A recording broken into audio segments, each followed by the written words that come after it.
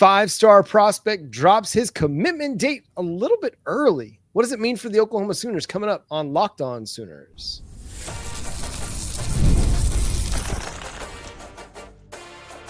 You are Locked On Sooners, your daily podcast on the Oklahoma Sooners. Part of the Locked On Podcast Network, your team every day. What's up, Sooner Nation? Welcome to Locked On Sooners, and thank you for making Locked On Sooners your first listen every single day. Shout out to all the everydayers out there. Tune in and subscribe to the show wherever you get your podcasts. We're part of the Locked On Podcast Network, your team every day. Today's episode is brought to you by Monarch Money. Take control of your finances with Monarch Money. Use code LOCKEDONCollege at monarchmoney.com for 50% off your first year. He's Jay Smith of Unfair Sports. Go check out his channel on YouTube, Unfair Sports. I'm John Williams of Sooners Wire at USA Today Sports. And on today's show, we're going to talk about what constitutes a good season for the Oklahoma Sooners in the third segment. Segment 2, we'll discuss watch list season, several Oklahoma Sooners being recognized on preseason watch lists. But we got to start here, Jay, because in a surprise, ESPN five-star prospect Jake Kreul decided he's going to go ahead and announce his commitment on August the 12th.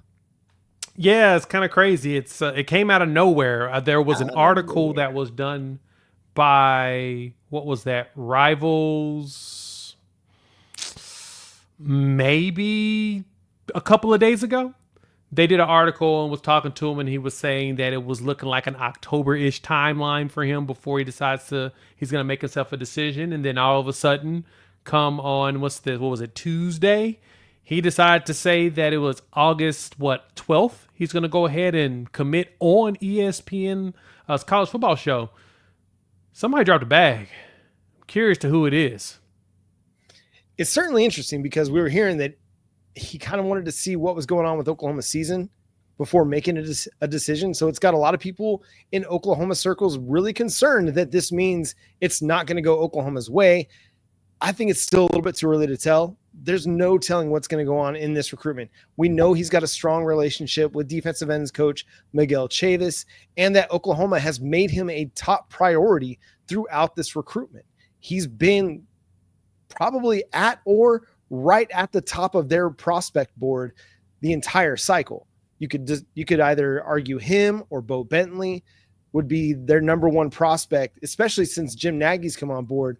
This is one of those guys that they've been all in on, full court press for a very, very long time. And yeah, there's no telling what could happen. I mean, Texas could have very well come in and made a significant move in this to shore it up before we get to the start of the season, because maybe they're a little bit concerned that week 1 they're going to get beat by Ohio State and they're going to get beat by Florida when they go down to the Swamp. And then you go into Red River sitting at 3-2, and you're facing an undefeated Oklahoma Sooners team that might just beat you then.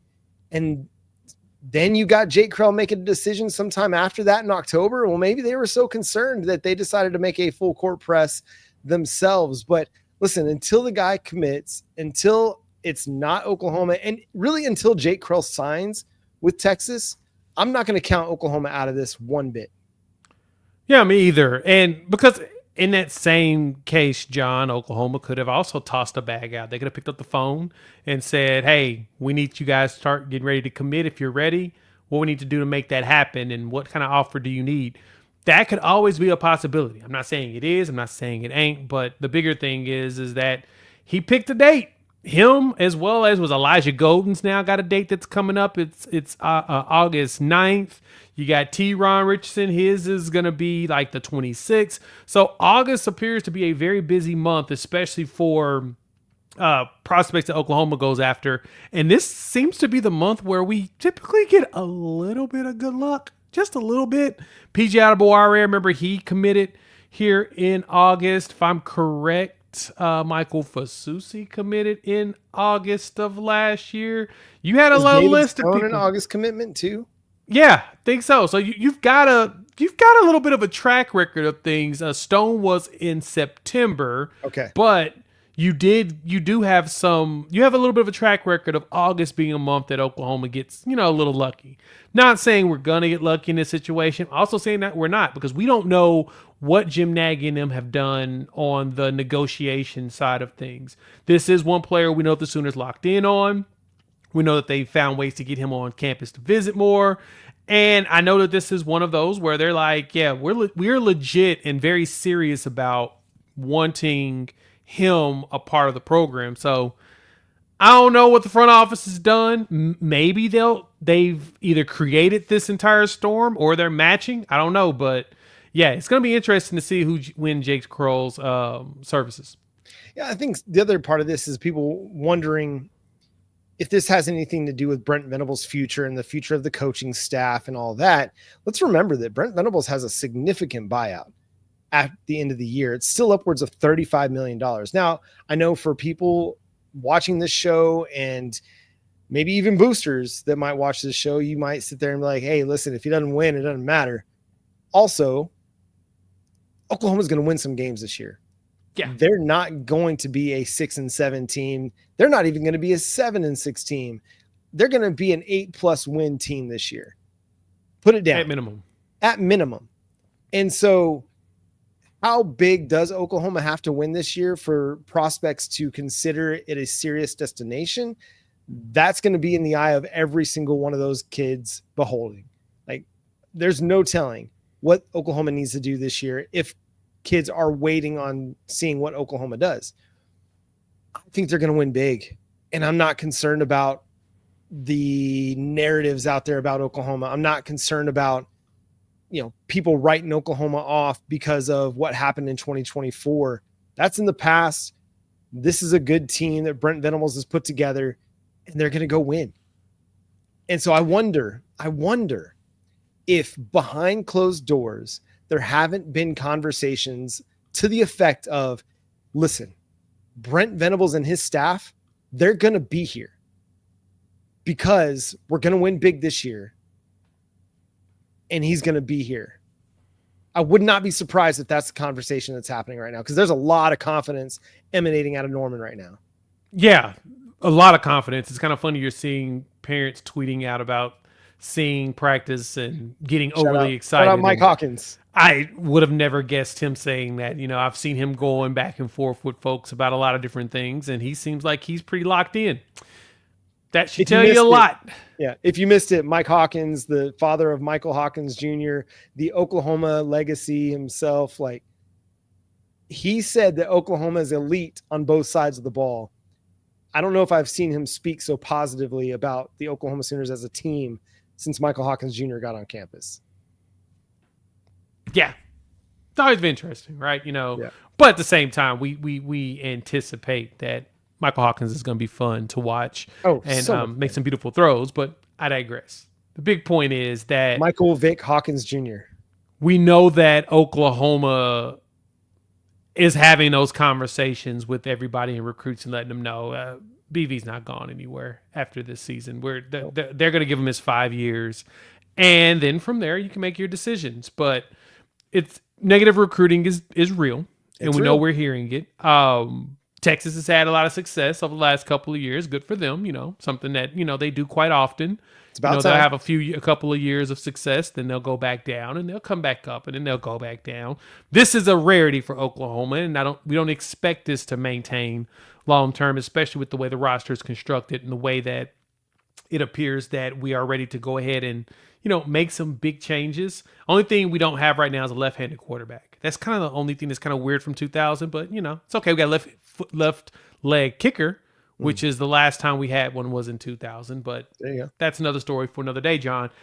I'm curious to see what persuaded Jake Kreul to make this decision now. I'm very curious to see how this Elijah Golden situation goes. Notre Dame is starting to get nervous about Oklahoma. Supposedly Oklahoma's hardcore in on that. That's a good question. Reading about T-Ron, who also commits in late August. That one also has some interesting aspects. It's going to be a busy August. And I'm hoping that one more. There's a wide receiver that we've been waiting on for 3 weeks to make a decision. And we're just hoping he finally shows up and make a decision, and it's in the Sooners' favor. If that happens, that may lead to a nice little domino effect, a good thing going down. And we'll put this on the record right now, that whether these kids choose Oklahoma or not, they're still good players. So in case you're wondering if we're going to do the whole Texas sandbagging players thing, we're not going to do that. We still think these are good players, even if they choose other schools to go play their collegiate football. Who's making watch lists? Who is getting noticed across the country? We'll discuss that coming up next here on Locked On Sooners. Ever wish managing your money felt easier with Monarch Money? It can. Whether you're growing your savings or planning a big purchase, Monarch puts you in the driver's seat. It's like having your own personal CFO, giving you full visibility and control over your finances. Monarch Money is more than a budgeting app. It's a complete financial command center. You can track all your accounts, investments, and spending in one place. So in addition to managing your money, you're also building wealth. One of our favorite features is that you can track all of your credit cards, all of your bank accounts, all in one place. So it's not having to log in and out of different apps and websites to figure out, okay, where are we spending here? Where are we spending there? No, Monarch does it all for you. You can even track what you're spending your money on, and Monarch will break it down for you so you can figure out where you can maybe save a little bit more money. So take control of your finances over at Monarch Money. Use code LOCKEDONCollege at monarchmoney.com for 50% off your first year. That's monarchmoney.com, code LOCKEDONCollege for half off your first year. Once again, thanks for making Locked On Sooners your first listen every single day. Shout out to all the everydayers out there. Tune in and subscribe to the show wherever you get your podcasts. Coming up in the third segment, what constitutes a good season for Oklahoma? I said they're going to win big, but what exactly does that mean? We'll discuss that. But Jay, we got a watch list season coming, and well, we're in the middle of watch list season, I should say. And several Oklahoma Sooners are already getting recognition, but what does it mean for Oklahoma? The one good thing about these lists that populate the watch list means that they're on somebody's radar. And because they're now on a radar, it means for Sooner fans that there's a good chance that you actually have some good players on your roster. And so we've had some watch lists populate, and I'm going to be honest, I'm pretty excited about it. Mateer, of course, being recognized. He's on the Maxwell Award as well as the Walter Camp. Him and Jay Knott. Ott's also on the Maxwell Award watch list and the Doak Walker. So your starting running back and starting quarterback are both on two of the bigger awards for their positions and just being on the offensive side of the ball. And then Kip gets the Bronco Nagurski as well as the Buckets Award. But the one that surprised me the most, and I ain't even talked about it over on my channel about a day or so ago, Samuel Omosigho on the Buckets Award watch list. And I only say that because he didn't have the most snaps, in the position. He was probably third, maybe fourth at linebacker when it came to snaps last season. That means that they're right here when it comes to Sammy. And everybody's paying attention to him to see if he's going to have that breakout season. Being on the watch list is a good thing. The question is, who's going to end up on the finalists list at the end of the season? Yeah, if you're asking me the player I think is most likely to be a finalist, it's John Mateer. Mm-hmm. I think he could be a finalist for any number of awards, including the Heisman, when it's all said and done. Because, as we're going to talk about in the third segment, Oklahoma's going to have a really good season. And who's been getting the most pub from Oklahoma nationally, wherever it is, it's John Mateer. All eyes are on John Mateer. The Arch Manning hype train is well out of control, no doubt about it. The John Mateer hype train is not far behind. He's being considered a top 5 quarterback in the SEC by many, a top 5 quarterback nationally by a lot of people as well. And if Oklahoma goes and has the season that we believe that they can have, he's very much going to have a significant say in a lot of these postseason awards. So to me, he's got the best chance to be a finalist for any number of awards this season. I could see that. I think it's probably, to me, it's most likely Mateer. I think I'm going to go ahead and keep those two. But I do think that Kip is one that will be there. And honestly, I think one that may be a surprise was probably going to be Robert Spears Jennings. And that's mainly because of this, Broken Arrow, Tulsa stand up. Robert Spears Jennings had a 93 grade on PFF on his 599 total snaps last season on run defense. That was tops in the country of all players. So he's rated very high on run defense as a safety. And so if he continues to turn that up, and of course, if you have a safety that's getting a whole bunch of tackles, it's typically not a good thing unless you're bringing them down to stop the run. And if he's doing that on a regular basis, he's going to be a big name. Now, Samuel Omosigho is right there, fifth on our team at an 83 grade on the run defense. He had 301 snaps. He had a lot of snaps, a lot more snaps than I actually even thought. But having around 300, Samuel Omosigho may be one that surprises us. And I think he has a chance to end up as a finalist for Butkus. It's a really tough award to get on the list for. Like, really tough. I mean, if I'm correct, Danny wasn't even a finalist for the Butkus Award. No. I think that was one where everybody's trying to figure out, wait, how the heck did he not end up a Butkus finalist? And he outperformed a lot of the people that were finalists. But whatevs, they had their reasons for not giving it to him, probably because he wasn't very good in coverage in their eyes. Whatevs. But if Sammy shows and Kip shows that they're good in coverage, good chance they may up on the list as well. I think with Robert Spears Jennings, he's one of those players that has a chance to play his way onto some of these watch lists. Like they will update them as the season goes along, as players, perform. Because, I mean, remember the start to last season, like nobody was creating more splash plays for Oklahoma's defense than Robert Spears Jennings. Maybe R. Mason Thomas was the other one. Yeah. But I mean, Robert Spears Jennings was forcing fumbles, getting interceptions, getting sacks. It was a great first half of the season for him. The big splash categories kind of slowed down a little bit, but he was still disruptive and still super effective. And he's gonna be he's a force in the middle of Oklahoma's defense. Like he's going to play a lot in the box. He's going to play around the line of scrimmage, kind of as a third, fourth linebacker, and he's going to make plays around the line of scrimmage. I think he's got a great shot to be one of those guys that works his way onto a number of watch lists, including like the Nagurski. Like that's one of those that Oklahoma hasn't had a winner in a really, really long time. Yeah, it's been a while. And it's one of my favorite trivia questions. And I'm just going to give you the answer, really, is the last defensive backs to win the Nagurski were both Oklahoma Sooners, Derek Strait and Roy Williams. Since then, it's only been linebackers and defensive linemen that have won the Nagurski Award. That's crazy. It's crazy, right? Like, I want to say it was Roy Williams in 2003 and Derek Strait in 2001. Derek Strait being the last cornerback to win the award. Or maybe I got those years backwards. But yeah, it's crazy that since then it's gone anywhere other than defensive backs. Right. That is crazy. Oh, wow. That's wild, John. That is. Can we get somebody else to win it?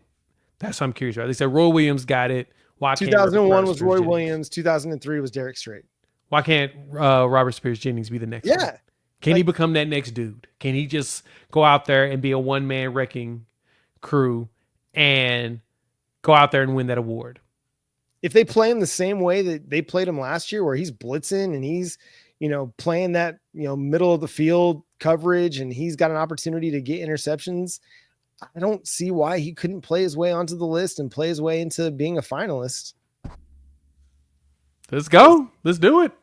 Because it's about highlights, man. You gotta make them highlight plays. And our guy, Robert Spears Jennings, is a highlight machine. And listen, I'm expecting big things out of him this year, and I can't wait to see him go perform among a number of dudes. Like, this defense is just absolutely loaded with players. Is there anybody on offense that you think could play their way onto one of these lists? And we haven't gotten all the watch lists out, so some of these guys might show up. But who could play their way into some national recognition? I say the Biletnikoff Award that you could probably sneak Deion Burks on there. Okay. There is a possibility on that. I don't know about Outland. If Troy Everett should end up on the Outland watch list, I actually expect him on there because of how many snaps he played last year when he came back from injury. So him or even Fabechi Wewu could both end up on the Outland, which is for the interior offensive line. I don't know, and it was the Remington is for the center. That's probably where Troy Everett ends up, if anywhere. I'm not sure if the defensive line is going to get the respect it gets. We're considered a great committee of defensive linemen. I don't know about individuals. You didn't even see, our Mason getting much even around some other lists. I know that we saw Robert Spears Jennings and Odd on the freak list. We have to talk about that another time because the stats that was that was written down by Bruce Feldman, fascinating. But I'd say, if anything, Biletnikoff, we should see somebody on that list. And then probably is going to end up being Deion Burks, if anybody. Yeah, there's going to be a lot of opportunities for these guys to play their way onto the field or onto these watch lists and earn some postseason recognition, but it's going to take some success. It's going to take some wins. But how many would we consider a good season for Oklahoma? I'd love to hear your responses in the comment sections, or you can let us know at Locked On Sooners on social media as well. We're going to discuss that coming up next here on Locked On Sooners.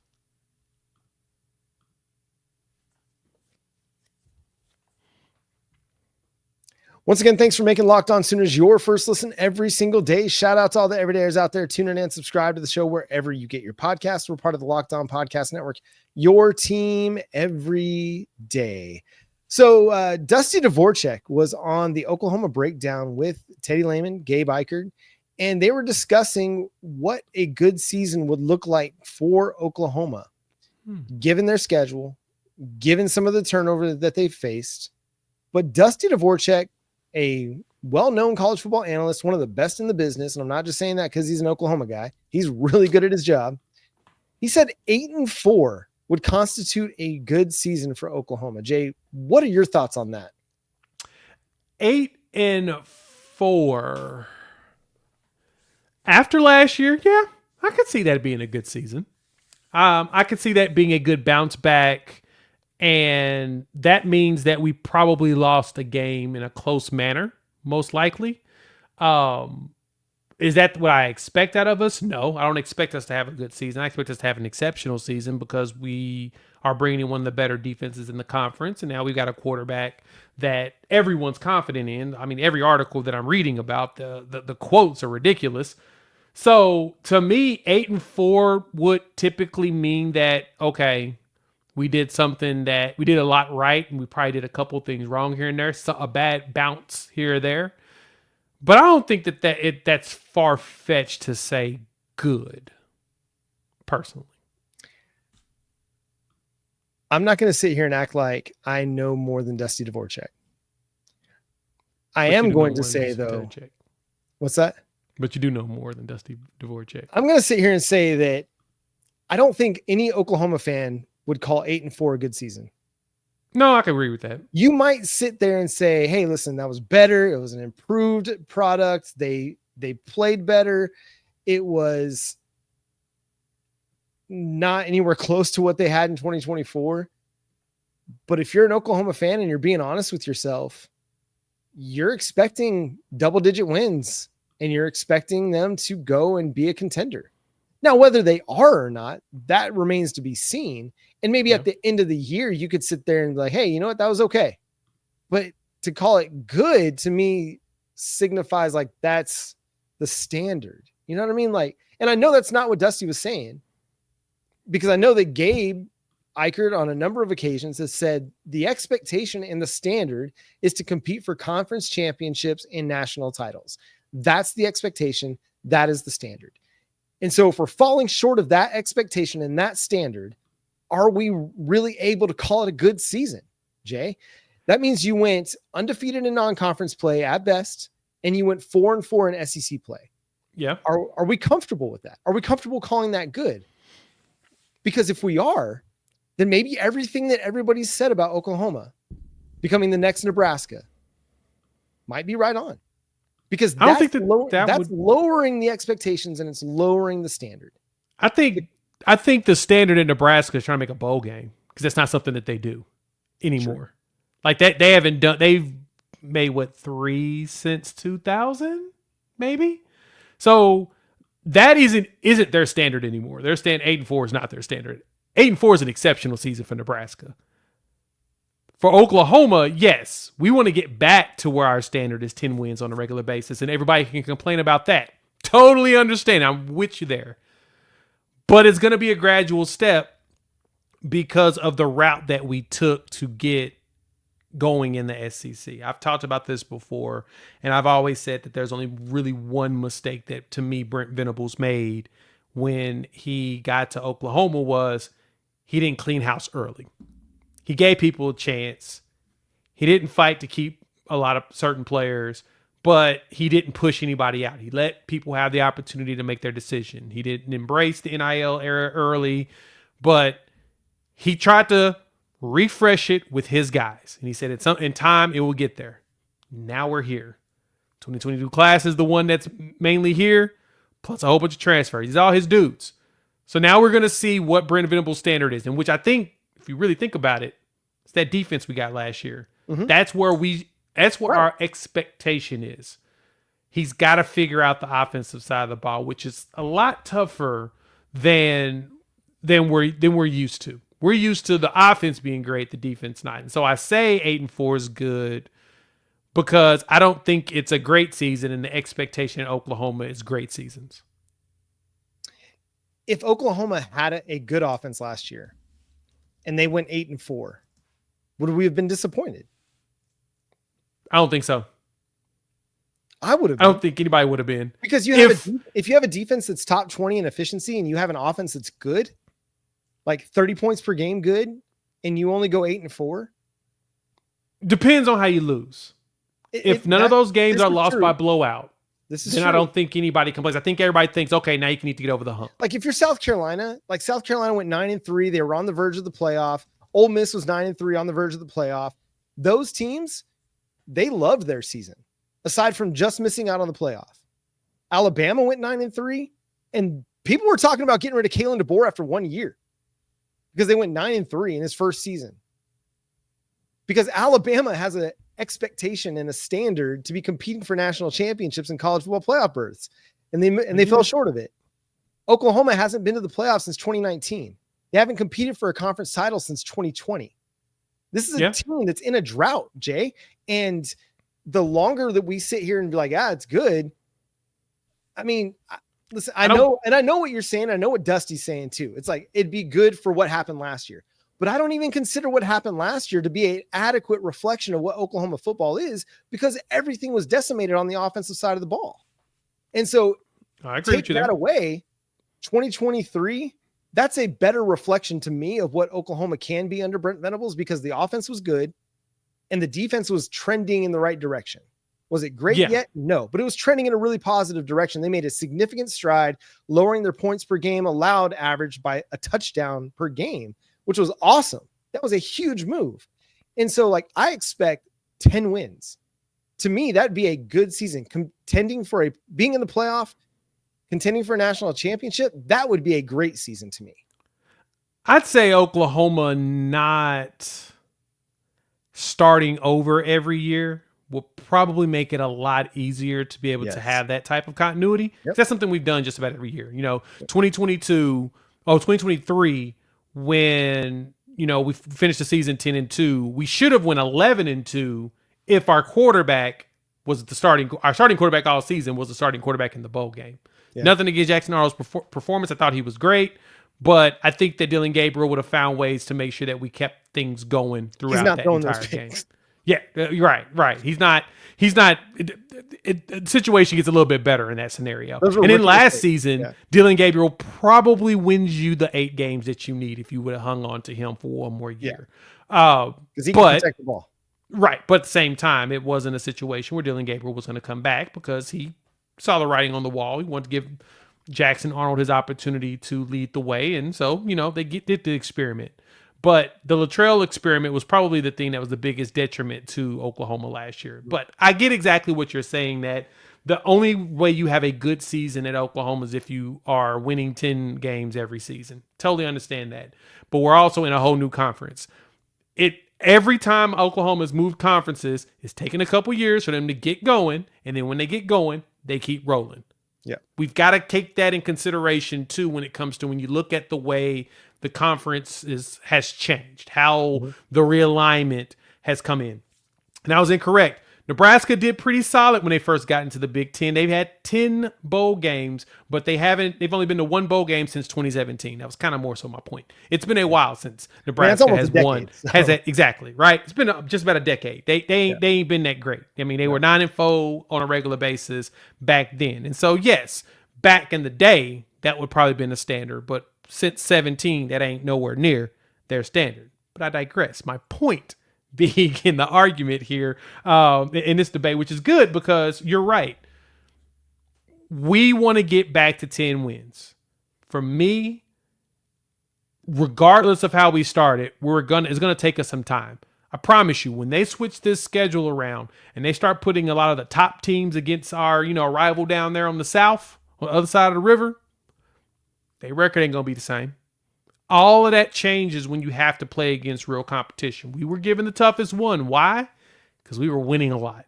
And so now we just got to do our adjustment. And we've done the main adjustment. We're building a defense. And they're adding more players into the chamber that are ready to play on this defense. So keep that in mind when you think about Oklahoma going forward, that we've put together the position that's most important to survive this conference. Defense. Offense will get there when they'll get there. They'll get there one day. Probably this season, actually. And like you said, to me, 10-2 is a great season because of the schedule. 11-1, exceptional. Playing for the Natty, that's lightning in a bottle.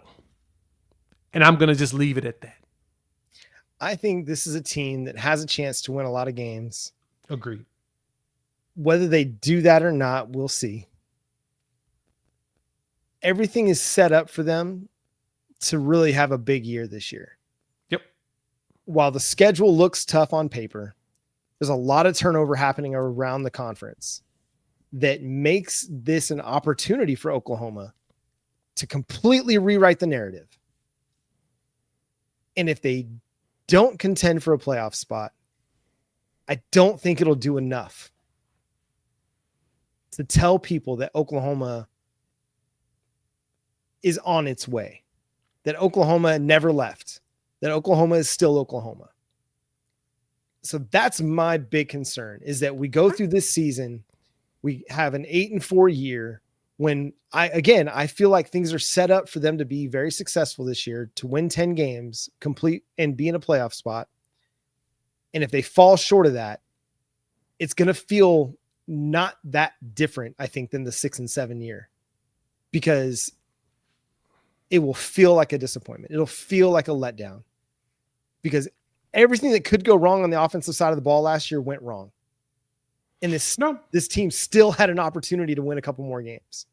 I'm with you. And so with everything looking like it's heading in a really positive direction, with a quarterback that is really, really good and a play caller that's really, really good, 8 wins isn't going to be enough for me, man. I'm not going to be satisfied with it. I get it. So real quick, this is kind of how things were, unfortunately. When we went into the Big Six, we kind of struggled. We started 28. We struggled for a few years, and then we started to build up momentum. Big Seven, we walked in there as a dominant squad. But as soon as we got to Big 8, we struggled for a couple years, came back up, struggled some more, and then we started to go on that big run through the Big 8 and dominate it. Then we got to the Big 12, and guess what? We struggled to start in the Big 12 for 4 years. And then we dominated for the rest of the way. My point is, the beginning is an adjustment period because it was new coaches just about every single time. John Blake was the one for Big 12, unfortunately. We struggled, but then we start to build on top of each other. And that's all it is. That's all I'm saying, John. We start off with a little bit of a struggle, and then we built that momentum up, and we start running everybody over. I think we're going to do it this time too. All right, everydayers, you got to let us know. What do you think? What constitutes a good season for Oklahoma? Is it 8-4 like Dusty Dvorak is saying? Is he on point right there? Does it need to be better than that for you to feel satisfied with where Oklahoma's at? let us know in the YouTube comment sections over at Locked On Sooners on YouTube. Also follow us on all of your favorite social media platforms at Locked On Sooners. Go check out Jay at Unfair Sports on his channel on YouTube, Unfair Sports. You can read my work covering the Sooners over at SoonersWire.com. For your second listen of the day, go check out the Portal Show. Brian Smith has the latest rumors, portal entries, and signings. Be the most informed fan on the rapid changes to the college football landscape. Find the Portal on YouTube or wherever you listen to podcasts. And again, thank you for making Locked On Sooners your first listen every single day. But until next time, he's Jay Smith. I'm John Williams. Well, we'll find something else to argue about. Boomer. Sooner. Something else is going to populate. Jay.